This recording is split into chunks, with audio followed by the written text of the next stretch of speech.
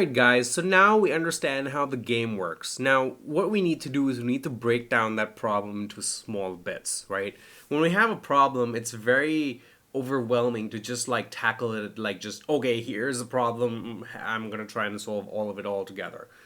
It's practically impossible to do something like that, right? So in programming, what we do is we learn to break the problem down into small bits. Now we establish that the first input is going to be the name. So it's going to be my name, Zach Siri, right? So we're going to pass that into Ruby as a string, obviously, right? So when we call this function to, I don't even know what the function name is going to be called yet, but all I know is the data that I'm going to get is going to be Zach Siri. It's going to be a first name and a last name in one string. That's what we're going to pass into the method, the function, if you will.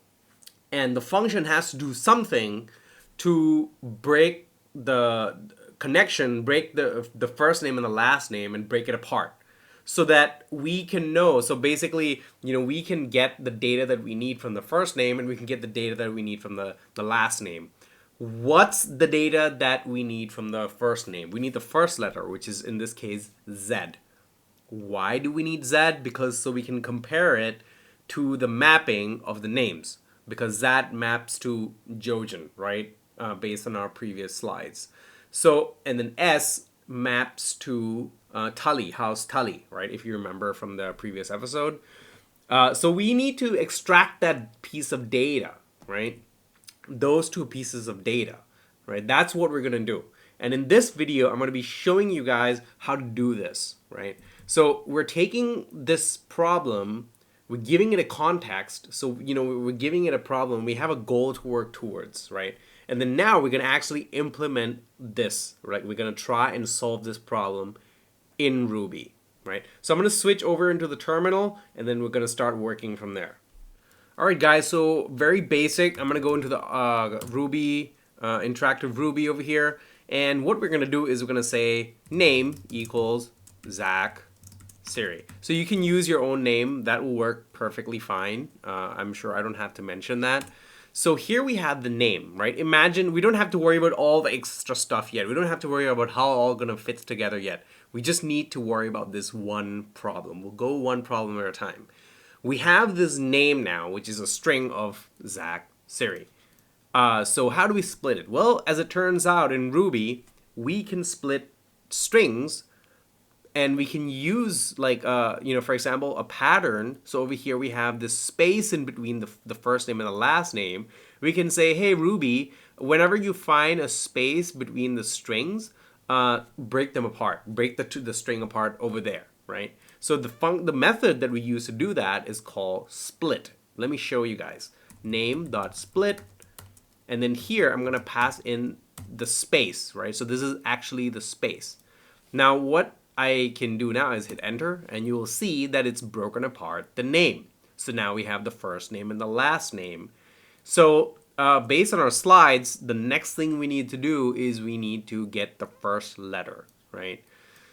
How do we get the first letter? Very simple. So now if I do name.split and I do, let's say the first one, so dot first, and then I do 0 again, I'm going to get Z, right? So a string is just an array of characters. I mean, it's just a string of characters, if you will. So you can get the first name, right? So by doing first, what is first? Okay, I never showed you guys first. So basically, let me show it to you. So here we have name.split. Name.split with a space returns an array, right? With 2 elements inside. When I do dot first, it's going to return me this string, the Zach string. Now, if I do, actually, I think I can do dot first twice. Okay, that didn't work. So you can't do a dot first on a string, but I thought you could. But anyway, you can then, after that, select the first item. So let's say if you imagine this is an array, right? This is an array with Z, A, C, K. You can select the first element of that string. Right, so once we have Zach, so we know that this dot first gives us this string Zach. And by typing in 0, it's going to give us the first letter of that string. Now, if I try to do that with the second letter, so I'm going to do index 1, it's going to give me A, and yeah, C, and then K. You get the idea. So I can do the same thing. Now I can do the same thing with the last name. So instead of using first, I can do last, right? And I can get the first alphabet of the last name doing the same thing. Yeah, that's the perfect time to update my terminal. Great. I'm going to cancel that. Okay, so name.split last 0 gives us the first letter of the last name. Perfect. That's exactly what we're looking for. So just by doing that, we already know how to figure out the first letter of the first name and the first letter of the last name. So we have the code for that now. It's name.split with a space, and then we do first for the first name, and name.split, and then last, and then 0 for the last name, right? So this is all pretty good, but I mean, now when we exit out of this IRB, we're gonna have a problem. All this code is just gonna disappear, so we have to memorize all this in our head. That's no good. So what can we do to alleviate that problem? All right, so I'm gonna show you guys a cool trick, right? So I'm gonna exit out of this IRB. Don't worry, I remember the code, so there's no problem there. I'm going to go into my project directory, so I'm going to do cd repositories, and here I'm going to make a directory called got name. So got for Game of Thrones, and then names, right? I'm going to do cd into got names, and here I'm going to create a new file, right? So I'm going to open this up in Sublime Text. Okay, I don't have Sublime Text configured properly. Anyway, so I'm just gonna open this up in Sublime Text. I have the editor over here, and I'm gonna open that directory in my Sublime Text editor. So I'm gonna do file open, repositories, got names. All right, so here we are. We've got this directory now. What I'm going to do is I'm going to create a new file in here, right? So let me just enlarge the text a little bit in here. Yeah, so you guys can see. Yeah, I think that's big enough. And I'm going to create a new file here called game.rb. And in here, I can record, so let's say, for example, name equals Zach, Siri.